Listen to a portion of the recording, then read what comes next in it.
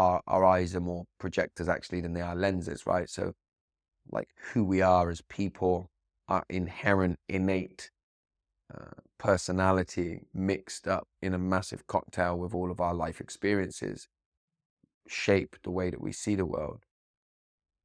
But I just remember when I was a kid, like a teenager particularly. Well, no, I mean, actually, what I remember like in my early years as a child, right? Just feeling like I saw stuff that why is nobody talking about it? Why is nobody like, I just felt so confused all of the time. Um, and look, I grew up initially in that initial phase, particularly when, in the life that I lived with my dad. My mum and my dad separated when I was young, but in those initial years with my dad, and by the way, I have to hypothesize to some degree um, around my experiences when I was a child.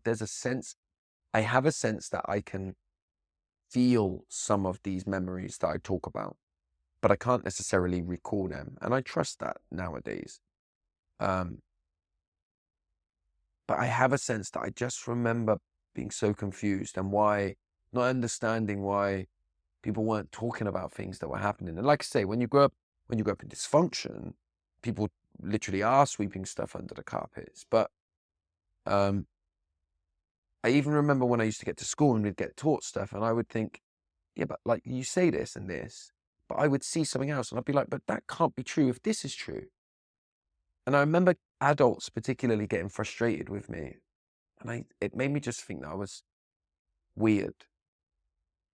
And like a lot of people say the sort of neurodivergent conversation, which is like relatively new really when you think about it.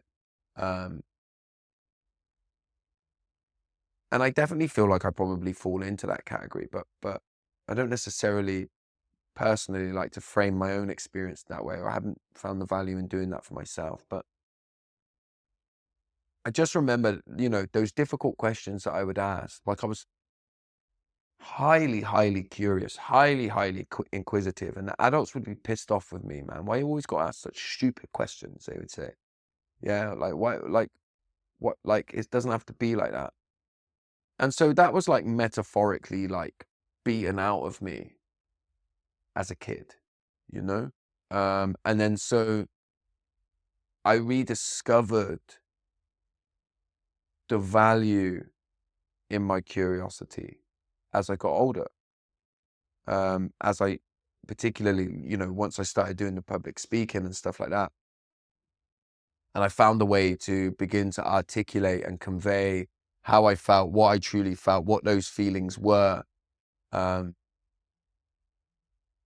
ultimately that curiosity and the questions that I ask, because if you look at like the work that I do today, if you look at the way that I answer people's questions online, if you ever see me in person and stuff like that, I don't actually answer questions.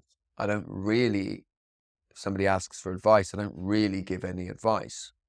What I do is unpack people's experiences, and I do that with a curiosity, and then give it back to them and say, you make the decision, or you need to think about that, because ultimately I think that's what people want, right? And so yeah, somewhere earlier on I was talking about my issues with the wellness industry, and so like as a result of like, I think that the wellness industry like lacks authenticity in that way, because there's fucking loads of reasons in there. Like there's the kind of the quote unquote madness of crowds that you see happening, and how you see this online